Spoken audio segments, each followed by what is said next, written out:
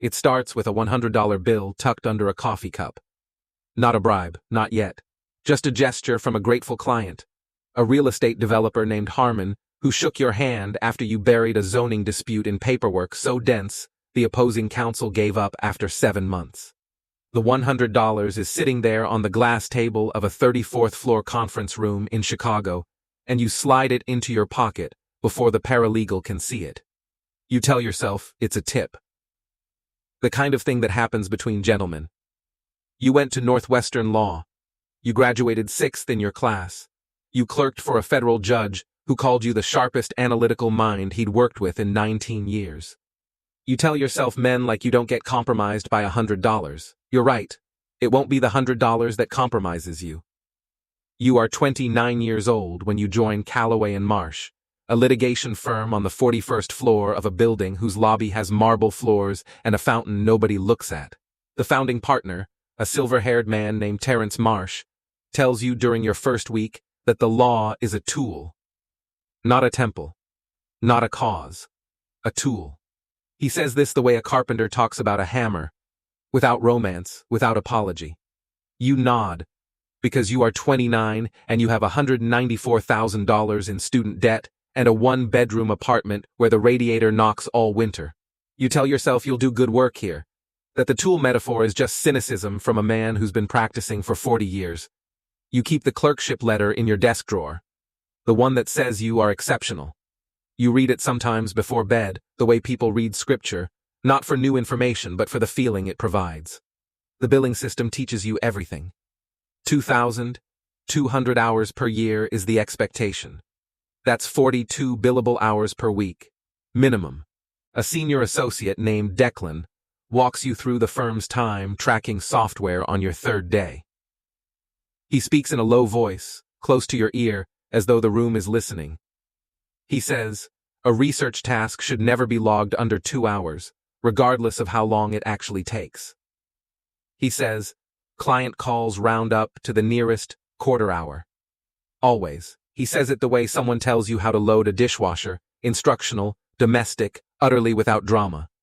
You open your laptop that afternoon and log a 40-minute contract review as 1.5 hours.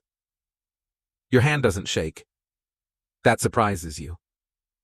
Your first real client is a pharmaceutical distributor called Meridian Health Supply. They've been sued by a former logistics coordinator named Calvin Reese, 44 years old, father of 2, fired 3 weeks after filing an internal complaint about mislabeled controlled substances. His attorney, a public interest lawyer from a nonprofit on the South Side, has documentation going back 18 months, emails, photos, a voicemail where Meridian's regional director tells Reese, in those exact words, to stop making noise, or find somewhere else to make it. You read the file on a Sunday afternoon. The case is terrible for your client. The evidence is clean. Reese would win at trial. You schedule a call with Meridian's general counsel, a woman named Patricia Voss, and you tell her the truth. Settle early, settle reasonably. Offer Reese somewhere between $380,000 and $450,000, and make the pain stop. Voss listens without speaking. Then she says Meridian doesn't settle whistleblower claims because settlement invites more whistleblowers. She says she wants the case litigated until Reese runs out of money or willpower, whichever comes first. She says your firm has billed Meridian $1.7 million in the last 3 years, and she expects that relationship to continue growing. You don't push back. You tell yourself you have a duty of zealous advocacy. That's not a lie. It's in the model rules of professional conduct. You pull it up that night and read it twice, the way you used to read the clerkship letter. You file 11 motions in the first 4 months. 3 have merit. 8 are designed to generate response obligations for Reese's attorney, a solo practitioner billing at $200 an hour out of a rented office with no associates and no paralegal budget. You schedule Reese's deposition for 2 full days, 9 to 6, with breaks of exactly 15 minutes so the billing clock never stops. You ask him about unrelated performance reviews going back to 2019. You ask him about a parking ticket. You ask him, slowly and methodically, about every interpersonal conflict he's ever had at any job he's ever held. His attorney objects. You log the objections and keep going. The conference room is cold. It's always cold. You don't know if that's deliberate. You don't ask. Reese settles for $112,000 after 14 months. His attorney takes 30%. He walks away with $78,400 for a career, a reputation, and 18 months of his life. Meridian pays your firm $2.1 million in legal fees. You receive a performance bonus of $65,000. You tell yourself the discovery process worked exactly as designed. You tell yourself Reese got something. Some nights you believe it. You make partner at year 9. The announcement comes with a $55,000 bonus, a bottle of Pappy Van Winkle that costs $400, and a corner office on 43 with a window facing Lake Michigan that you stop seeing within 6 weeks. Your base draw is $48,000 a month. Your mortgage is $5,800.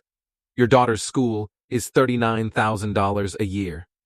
You've been separated from your wife for 8 months, and her attorney, a man you know professionally, a man whose billing practices mirror yours exactly, is asking for $11,000 a month in spousal support. The math works only if you don't look at it. You've trained yourself not to look. You are billing 2,600 hours a year. The official record of what you've done doesn't match the actual record of what you've done, and they haven't matched for 6 years, and nobody has ever asked. Nobody audits the decimals. That's not an accident.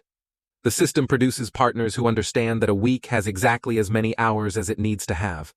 The bar grievance arrives on a Thursday. Filed by Reese's attorney, her name is Simmons, 14 pages, single-spaced, documenting every motion she believes was filed in bad faith, every deposition tactic she characterized as designed to harass, rather than to discover. She uses the phrase abuse of process 9 times. She uses the phrase instrument of corporate retaliation 4 times. She uses Calvin Reese's name 31 times. You count them. You don't know why you count them. You just do. You hire a defense attorney who charges $18,000 for the representation. She reviews your files for 3 hours and tells you the billing is aggressive, but within recognized norms, and the litigation tactics are defensible under a zealous advocacy framework. The complaint is dismissed 4 months later. Simmons receives a form letter. You receive a phone call with congratulations. You go back to your desk. You open a new billing cycle. But the 31 times linger. Calvin Reese, 44, father of 2. You Google him 6 weeks after the complaint is dismissed. He's working as a warehouse supervisor in Elgin, Illinois, making $58,000 a year. He was making $94,000 when Meridian fired him. The gap is $36,000 annually. The math isn't complicated. You close the browser. You are 51 now. Your billings last year were $3.1 million. You are the 3rd highest revenue generator at Callaway and Marsh. The managing partner mentions you by name every year at the retreat. 2 associates you've trained have made partner. They bill 2,500 hours each. They use the same language you taught them. Comprehensive review, complexity adjustment, thorough analysis. The phrases that transform 90 minutes into 4 hours without technically lying. You watch them and feel something you call mentorship. You've learned not to look at it too closely. Your daughter is 19. She's studying political science at University of Michigan. She wants to be a public defender. She told you this at Christmas and watched your face the way scientists watch instruments, measuring, recording, without emotion. You told her that was admirable. She said she knew it didn't pay what your work paid. You said there were different kinds of value. She looked at you for a long time without speaking, and in that silence lived the specific surgical cruelty of someone who loves you and sees you completely, and has decided that honesty is the last kindness left to offer. You drove home alone. Lakeshore Drive, midnight, the city lit up in every direction the way it always is. Indifferent and relentless, and asking nothing of anyone. It's 9:47 on a Friday. The document on your screen has been finished since Tuesday. You add a comma to the 3rd paragraph. You delete it.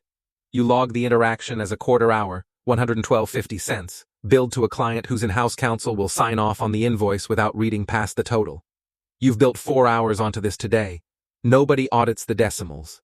Nobody ever audits the decimals. Somewhere tonight, a 27-year-old with $190,000 in law school debt is sitting across from a partner who is explaining the economics of the profession in a low voice over a $200 dinner. The partner is saying the firm expects 2,200 billable hours. The associate is nodding. The associate is doing the math. The associate is learning that a week has exactly as many hours as it needs to have.